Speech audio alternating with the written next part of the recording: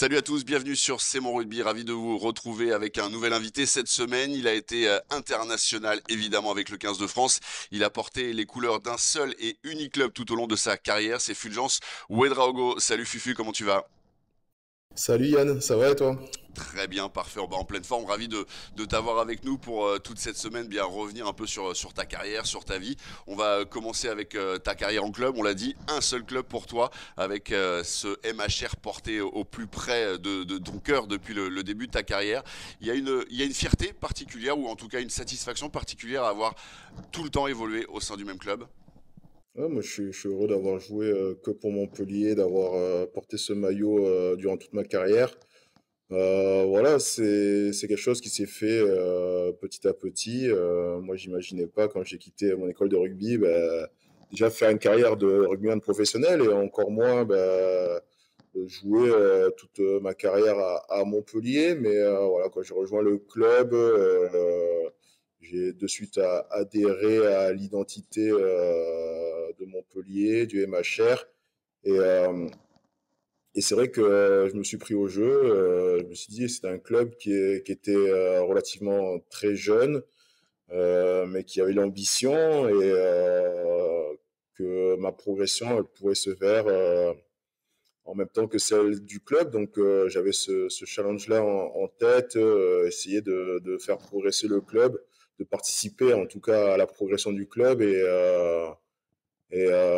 j'en suis très heureux au final d'avoir pu plus gravir en même temps que le club tous ces échelons-là. On est parti du top 16 à l'époque, moi quand je suis arrivé en équipe première, à jouer le maintien à chaque match. Et au Oui, fur et à mesure, monter, jouer des phases finales, jouer pour des titres, gagner 2 challenges européens et un titre de champion de France avec mon club, le premier de l'histoire. Donc, c'est une histoire que j'aurais pas pu avoir ailleurs et donc ça, j'en suis vraiment très très fier. ouais, parce qu'en fait tout est allé très vite pour toi avec la jeune garde montpelliéraine lancée au moment où pour Montpellier on est très loin du niveau actuel. C'était le petit stade de Sabaté, ça joue le maintien, ça joue la relégation. Au début c'est un apprentissage à la dure, on va dire. Oui, de suite, on était jeté dans le grand bain et sans, on va dire, sans trop de sécurité parce que à une époque, à chaque match, on jouait la vie et la survie de notre club en première division alors qu'on avait à peine, enfin même pas 20 ans. Donc voilà, on a été aguerris au stress, au niveau de suite. Donc, il a fallu faire preuve d'une grande force mentale, d'une grande solidarité. Donc, je pense que ça nous a forgé pour le reste de notre carrière. Donc là c'est le moment de l'apprentissage. Et puis en 2011 l'arrivée de Moed Altrad à la tête du club, là ça change tout, le MHR passe dans une autre dimension et tu vas accompagner évidemment en tant que joueur, en tant que capitaine cette évolution. Qu'est-ce que Moed Altrad a le plus changé ou modifié dans ce club? Bon, en fait, là, quand même, le changement, on l'avait abordé un an avant l'arrivée de Mouad Altrad. Même les années précédentes, on jouait, bon, forcément pour le maintien, mais on sentait qu'il y avait du mieux. Il y avait voilà, un changement déjà de stade en 2007. Donc, on s'est mis à avoir d'autres ambitions et à vouloir jouer autre chose que le maintien. La saison 2010-2011, il y a l'arrivée de Fabien Galtier, même si on n'avait pas le meilleur effectif de ce championnat, on a su adhérer au projet proposé par Fabien, construire voilà, sur les jeunes qui étaient au club et ça a de suite pris et en un an, on est passé de 10e du championnat à jouer une finale de top 14. Derrière ça, après, il y a eu l'arrivée de Moed Altrad qui a permis au club d'avoir une assise financière et surtout de pouvoir financièrement se maintenir en top 14. C'était compliqué pour nous à l'époque à ce niveau-là. Donc, il nous a amené cette sérénité-là supplémentaire. Et il est arrivé lui aussi avec des ambitions. Il voulait gagner, essayer de gagner le plus rapidement possible. Il y a eu effectivement une montée rapide, on va dire, en termes de résultats avec la première demi-finale en 2010 et puis cette finale en 2011 pardon, contre Toulouse. Voilà, c'est là où tu gagnes ton surnom de Capitaine Courage avec cette fracture de la main. Une épopée fantastique. Ouais, incroyable, incroyable cette année, vraiment, hein, pour la génération qui a eu la chance de pouvoir participer à cette année-là. Je pense on est tous marqués. Et véritablement, on a pris beaucoup, beaucoup de plaisir à jouer tous ensemble. J'ai eu la chance de pouvoir converser avec un ancien coéquipier, Santiago Fernandez, récemment. Et il a joué 3 saisons chez nous, même pas, je crois, deux ou 3 saisons chez nous. Et quand on discutait avec lui, il me dit c'était les meilleures années de rugby de ma vie. Et vraiment, quand il me dit cette phrase, même là, quand je la ressors, ça me donne des frissons encore parce que je me dis qu'on a vécu des choses vraiment fortes ensemble et on a tissé des liens qui sont énormes. Tous ces joueurs-là qui ont vécu cette saison, je pense qu'on a tous plaisir à se revoir, à se recroiser, à se donner des nouvelles. Parce que, voilà, on a vécu, pour moi, les vraies valeurs de ce sport.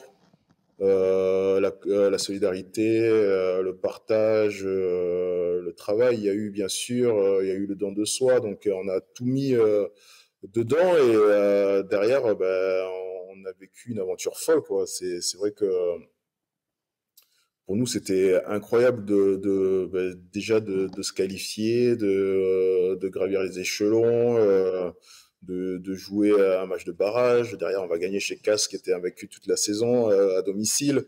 Bien sûr, il a fallu des faits de jeu, un peu de chance de notre côté, mais on avait tout cette saison-là. En demi-finale, pareil, on fait un gros match, on gagne le Racing à Marseille. Je me souviendrai toujours de ce match-là, d'un stade Vélodrome plein à craquer. Et quand je rentre dans ce stade Vélodrome, moi qui ai connu Sabaté, le stade, il faisait 3000, 4000 places.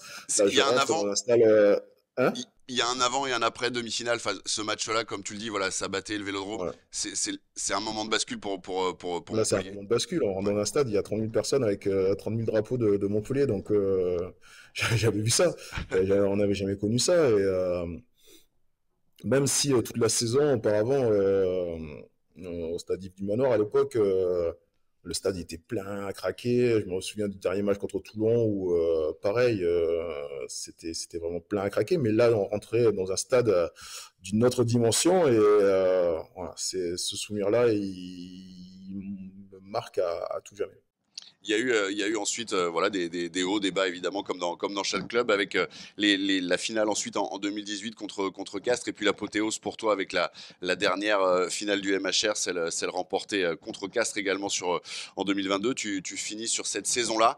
Voilà, tu peux raccrocher les crampons, l'esprit tranquille au moment où tu vois le club enfin remporter son Brennus. Oui, oui, une saison particulière aussi, qui Ah s'est oui. construite dans la douleur la saison d'avant, où on a vécu une saison très difficile, on s'est maintenu en toute fin de championnat, on a connu beaucoup d'échecs, mais on a senti le groupe se resserrer et surtout adhérer au même discours où on voulait plus revivre cette saison-là. Et derrière, on repart sur une saison 2021-2022 où on fait sûrement pas le meilleur jeu du championnat, mais on se bat, on est plus agressif, on lâche pas et surtout les petits détails, tout le jeu qui ne demande pas forcément de talent, on est meilleur que les autres là-dessus et aussi l'arrivée de joueurs qui ont été talentueux, qui ont boosté l'équipe. Je pense notamment à un Zach Mercer ou un Paolo Garbici qui nous ont apporté beaucoup durant cette saison-là. Donc, Tu et parles pas de Sudaf. Tu cites pas des l'envie joueurs Sudaf. de certains. Hein. Tu cites pas de Sudaf. De Sudaf, il n'y avait pas l'arrivée de Sudaf cette année-là particulièrement. Il y avait Cobus qui était toujours là. Oui. Il y avait Yann Serfontaine, mais ils faisaient partie de l'équipe déjà. Donc pour nous, ils avaient vécu une saison difficile déjà l'année précédente et ils font partie de notre équipe. Voilà, il n'y a pas de Sudaf ou pas Sudaf, hein. Quand je t'ai parlé Non, mais de tu Zach vois pourquoi je Mercer te dis ça, ou parce que quand il regarde ici, je sais pas dit un Italien ou un Anglais. C'est des coéquipiers à part entière, juste. non, mais il y a eu effectivement cette parenthèse avec Jack White en tant qu'entraîneur quand il est venu, et puis les François Stein et ceux qui jouent encore d'ailleurs du côté du MHR, cette filiation, on va dire, avec la branche sud-africaine. Ouais, c'est vrai Euh, qu'on nous a beaucoup stigmatisé sur ça à une oui, période où, forcément, c'était vrai, il y avait énormément de joueurs sud-africains, mais ça fait un moment que on n'est pas l'équipe avec le plus de joueurs sud-africains, et pourtant, il y a toujours cette image-là qui nous colle à la peau, comme quoi c'est facile de coller une étiquette, mais après, de s'en débarrasser, c'est beaucoup plus difficile, hein. Donc, cette période-là, elle est finie depuis un certain nombre d'années maintenant, et pourtant, on entend toujours parler Montpellier, c'est toujours une équipe de Sud-Africains, mais si on prend notre composition d'équipe depuis 5 ans, je pense pas qu'on soit l'équipe avec le plus de joueurs sud-africains du championnat, et loin de là même. non, mais oui, mais ça a été une des composantes dans la construction de l'identité montpelliéraine sur ces dernières années. Voilà, et c'était juste sans stigmatiser cette partie-là, mais voilà, revenir aussi sur l'apport de tous ces joueurs sud-africains au sein du MHR. Montpelliérain, on l'a dit évidemment depuis le début de ta carrière, tu connais forcément donc ton club, tu connais forcément ta ville. Quelques petites questions rapides et des réponses rapides dans la Flash ITV pour terminer cette partie consacrée à ta carrière. Combien d'habitants à Montpellier, est-ce que tu sais? Non, je sais pas, je dirais au moins 300 000 habitants en comptant la métropole. 302 454. Bravo, là t'es bien, t'es bien. Combien de restaurants? Tu disais tout à l'heure un de tes péchés mignons, la bouffe. Combien de restos? Là, il y en a beaucoup, il y en a beaucoup. Il y en a à tous les coins de rue, des restaurants, donc c'est difficile à dire. Je sais pas, je Surtout dirais quand on a en plus pas mal de potes qui ont des restos sur Montpellier. 1744. exactement. T'as le temps encore pour tous les faire. Je Un connais petit pas mot sur tous encore. les autres clubs de Montpellier, évidemment, qui brillent notamment au niveau du hand. Combien de titres pour le MHB, de titres de champion de France pour le MHB? Est-ce que tu sais? Maintenant, une douzaine, non?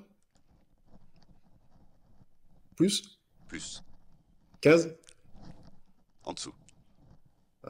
14. Et 13. 14. Ah, 14, 14. ouais. Tu vois, voilà, 14. voilà qui a fait les Ah, belles j'étais années pas. du sport. Et puis, dernière petite question, qui a remporté le tournoi de Montpellier en tennis de table récemment?